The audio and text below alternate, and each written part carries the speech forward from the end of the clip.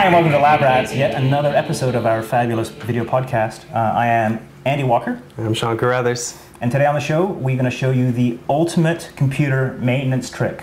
Yes, Andy, I was going to say, first, before we get started on this, you're looking rather summery today. Do you like this? You know what? So tomorrow I'm going to be shooting Web Gems or one of those shows on Tech TV, and I don't want to mess up my television wardrobe, so you guys kind of get the down-dressed version of Andy. Yeah, all I can say is that with this big, thick red suit, you look a little bit like Andy Claus here. That's right. Ho, ho, ho. Sounds like a Green Giant.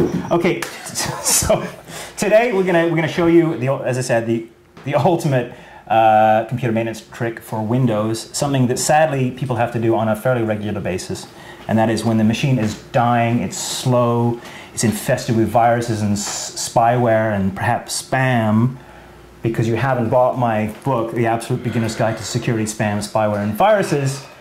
What you have to do is reinstall and reformat the hard drive and reinstall Windows. And I know it's a really popular topic because about 20% of all the people that go to cyberwalker.com, which is a website that I created in 1998, go to the site for the reformat and reinstall FAQ. Shameless. Utterly shameless. So if you want to learn more about this topic, then visit www.cyberwalker.com and click on the Reinstall and Reformat FAQ on the top left-hand corner. Move on, Santa!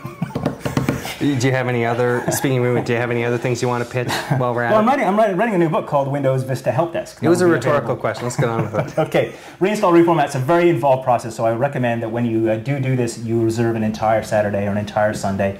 You cancel all your plans. You don't go to church. You order in food. You can go to church. And do all of those things. So clear the decks. Get the kids out to grandma. Send your wife to the spa, or your husband to the spa, for that matter, because it's going to take a full day to do it. So ultimately, so how do we get started, Sean? Before we reinstall and reformat, what are the key things that we have to do beforehand? Backup, backup, and backup. Yeah, which is one of the most, besides reinstalling and reformatting, one of the most boring things, I think, on the planet. I hate doing it. Yeah, you got to do it, though. So what are you going to back up? What do we need to back up? You're going to back up all your personal files, everything in the My Documents folder, everything you've saved in special folders outside. If you've got the installation CDs for the software, don't worry about backing up absolutely everything. Right, so Microsoft Office, Dreamweaver, Macromedia's products, and Adobe and that sort of thing. Anything you can reinstall, just reinstall, because it's a lot easier to do that. Right. But just back up all the personal documents, back up all your save files for things like your taxes, if it saves it in a special folder, back up your MP3s, back up anything that you want. That you don't want to lose, because what we're going to do here is we're going to raise the hard drive. We're going to get rid of every single piece of bit and byte off of that hard drive so it's blank. Oh, back up your email. Back up your That's email. not always in your My Documents folder, and that's sometimes hidden. Find out where it is and back it up. On cyberwalker.com there's a really good backup section on how to back up your email too, so just search for that at cyberwalker.com. On globalhermit.com you can see, well, next to nothing at this point. Anyway, so so make sure you back up all that data. Now, number two is you have to kind of go on a bit of a hunting trip, right? You have to go and find drivers. Now, what's a driver, and why do we have to gather drivers? Well, a driver is a piece of software that sits on your computer that allows your operating system to talk to the hardware. Right. So if your motherboard has a driver for the chipset on board, your video card has a driver, so anything that sends information back and forth, it needs a driver, typically. Okay. And so there are drivers actually on the Windows disk. Oops, that's News Radio. That's not the Windows disk. Where's my Windows disk gone? Here we go. Windows XP Professional Disk or Home or whatever it is. Windows does have a repository of drivers on there, but ideally what you want is to get the drivers from the manufacturers. Yeah, oftentimes your Windows disk will be 3 or 4 years out of date, so it may not have the motherboard drivers you need, it may not have the networking driver you need, so if you don't have the networking driver, you're out of luck. Now here comes the fun part, actually. I think it's the bulldozing part where you get to kind of wipe the hard drive. So initially what you want to do is you want to get this disk and you want to stick it into the DVD or CD player on your machine, and we're going to boot off of this. Instead of booting from the hard drive, we're going to boot off of this disk. And the way you do that is you have to go into your BIOS, which is sort of a pre-boot area on the machine that has a lot of settings. I'm going to change the boot sequence. So let me show you how to do that. Yeah, in some cases your machine may already do this by default to boot from the CD. If it doesn't, then definitely we go to the BIOS. This is what we have to do. So I'm going to restart the machine here, and Maury's going to come in and shoot the BIOS because we can't do a screen capture. What the hell's that? It's the hardcore headcam, guys. They always use it The pros always do. This is not extreme sports. Go back there. Go back there. Anyway, so what we're going to do here is we're going to reboot this. This is an IBM ThinkPad. If you have a Dell or a Compaq or an HP, getting into the BIOS is going to be a different mechanism. You better check with your manufacturer or your motherboard maker and figure out what function key you're going to hit to get into your BIOS. Now, it's going to be different for every machine. In some cases, F12, it's F10. In the case of an IBM, you actually have to hit the, I'll show you this here. Actually, catch this here, helmet boy. Access IBM, that's how you get into it on an IBM and a ThinkPad. So that's what we've done here. I'm going to click on the Access BIOS button here. I'm going to go into the BIOS mode, and what we're going to be looking for is the menu that says Startup. Now, once again, you may have to kind of, depending on which BIOS you have, which machine you have, you're going to have to go through different menus and that sort of thing. Don't touch it. Okay. And also, don't let people interfere with the process because they'll drive you crazy. They'll cause a problem and that sort of thing. See, look what I have to work with here on Lab Rats. This is why you send everyone out for the day. That's right. So as you can see here, we're sitting in the BIOS. It will look different for everybody, as I said. In this particular case, we're going to go to the startup area and we're going to hit Enter. And then there's a boot menu. You're going to hit Boot. And as you can see, there's a list of all the different devices on the machine that could potentially be booted from. Number one means the machine is going to go to that device first to try to boot. So in this case, it's a USB floppy disk drive. Nothing's installed here, so because in this machine, when it gets there, it will say, well, there's no device there. Let's go to number 2. So legacy floppy disk and that sort of thing. What you want to do is you want to go all the way down to the Atapi CD. That's a Panasonic DVD RAM drive on this machine. And what you want to do is you're going to select the item by moving it. Ooh, how do we do this? Enter to select it. Yeah, and then figuring out how this thing goes up. Oh, F6 and F5 moves the device up or down. So read the item on the right-hand side. There's a menu. So as you're down here, F5 and F6 change the values. So we're going to go, oh, and then there's also information here. So we're going to move this to the top here. So it's number 1. Now number 1, so that means now that when the machine reboots, it's going to go to the CD or DVD first and look for something that it can boot from. So of course you have to make sure that your legitimate Windows XP disk is in there so that it will look for the boot area and something called the Windows P, I think it's called PE, pre-boot environment. It's sort of like old MS-DOS if you remember those days, but it's actually a separate operating system that allows you to install Windows onto a machine because you don't really want to be coming off of the hard drive at all because that's what we're going to be wiping.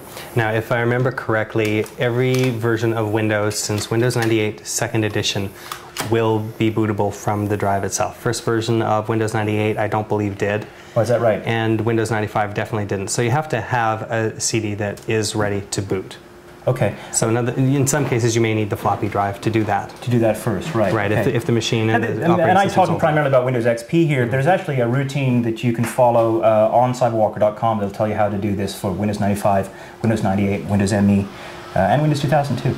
So what I've done here is I've said save the changes and exit. It's now rebooting the system and it's going to read off of the floppy drive and we're going to get that. We're going to go, see, press any key to boot from the CD. So we're going to hit any key. Which key is the any key? It's the it's the space bar. The any key. Any key you like, not a key that says any on it. That's an old joke, isn't it? An old tech support joke. So we're going to sit here, we're going to wait for it. It's going to basically wind up the disk and it's going to start to go into the Windows reboot or the Windows setup environment. It's going to take a few minutes because it's going to actually install some drivers and things like that. So you have to have a bit of patience. Make sure that you have snacks ready in the kitchen so you can, during moments like this, you can go and sort of busy yourself with preparing, I don't know, bowls of cereal or Twinkies or whatever you want. Yeah, I think Matt just took off for some cereal. There you go. So we're going to let this go through its startup routine. Now the idea is eventually we're going to see the disk that the Windows is on. Oh, there we go. What's that for, Matt? Snacks. Snacks, right, there you go. So there's a good point. This is what you might want to go and get is some Philadelphia cream cheese. That's really a tasty snack. It's not bad. There you go. All right. So what we're going to do is we're going to be looking for the hard drive partitions that this will present itself with in a few minutes. As I said, it takes about a day to do this because not only do you have to reinstall Windows, but you also won't, once we get through this process, we're also going to have to, unbackup, restore all of the data that we've removed and that sort of thing. The Windows portion of this, if you just want to reinstall Windows from scratch, then that'll take maybe about an hour and a half total, depending on how slow your machine is, how slow your drives are. But that portion you can get through really quickly. So if you want to do it in 2 steps, do that first and then just reinstall the applications you need later. You can do that as well. Right, okay. And Windows Vista will actually do this all automatically at this point. You just pop it in, say go, and then you just walk away for an hour, and then you get back, it'll be done. It's actually pretty clever. In fact, you can actually boot to this reformat and reinstall disk straight from the desktop, which is quite impressive on Windows Vista. One thing I will mention is that if you don't have the original Windows disk, that you may have a restore disk that came with your machine, a Dell or a Compaq or an HP restore disk, and you can use that equally as well as, say, the Windows XP disk. Yeah, and in general, that's even a better solution because that'll install all of the applications at the same time. That's right. So you don't have to worry about doing all of that. All you have to do at that point is just put the data, your specific documents on afterwards. That's right. And one other thing too is if you've bought a Windows upgrade disk, then you're going to need the previous version of Windows that you have handy, because during this install routine, what it's going to do is going to say, please validate this upgrade copy, and it'll ask you to insert a previous version of Windows into the drive to validate that you legitimately can use the upgrade version. Yeah, which is a real pain if you don't have it and you've already erased your hard drive. That's right, exactly. Okay, so here we are finally. See, it took about 3 or 4 minutes for that to happen. So we're going to hit enter to continue. And did you back up your data? I did not back up my data. I'm not going to take it that far. So we're going to read the end user license agreement. You know every word of this by heart, of course. I do. I've memorized it. I think my aunt's name was Eula. Aunt Eula, yeah, from Winnipeg, Manitoba. Okay, so this is the point that I wanted to take you to, and we can't take you any further than this because it'll wipe out my hard drive, and I don't really want to do that, and this will be a 4-hour episode. Okay, center. Ultimately, don't touch the machine. So as you can see, there are 2 partitions here. I know for a fact that on the C partition there is partition number 2. That's actually where the restore data is for this machine. But what I want to do is Windows is installed on the larger partition here. It's 53 gigabytes. And so what I'm going to do is hit, no, I'm not going to hit D, but I could hit D at this point. And then poof, what happens is that completely erases that partition. So Windows and all your data is then going to be completely gone. One interesting bit of trivia that I discovered through many times doing this, to do this, if you want to delete the partition and then create a new one, the sequence you go through is D, Enter, L. And if you use E for the Enter, it's Del. Del, as in Del delete. As in delete that partition. As opposed to Dell computers. As opposed to Dell computers. But you could delete the partition. The Dell as well. Right. Okay. Anyway. Can I press D, please? No, you can't push D. So in fact, at this point, I'm going to close my machine because Sean's actually not going to exit quick.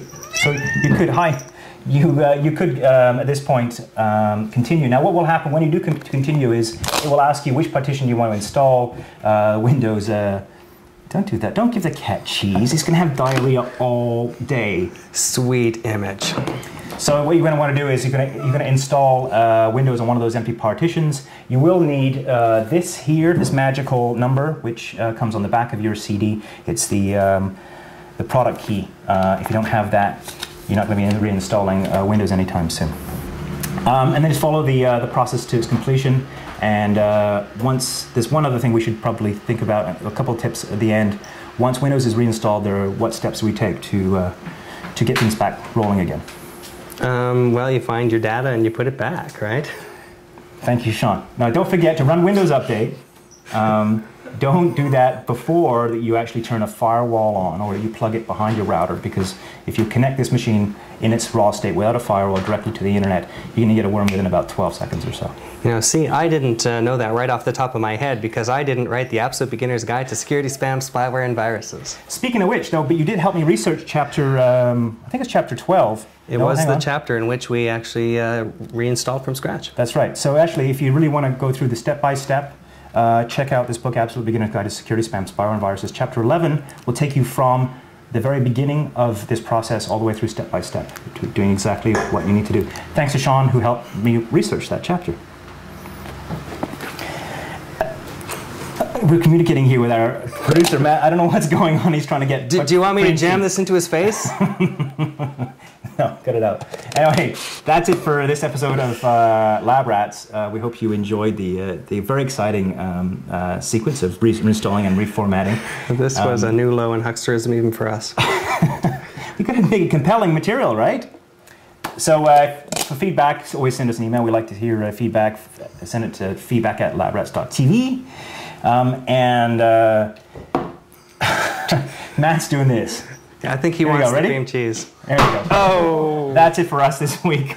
We gotta go because we're out of tape and everybody's getting a little silly. Anyway, thanks for tuning in, thanks for downloading, and we'll see you next time. Are you ready?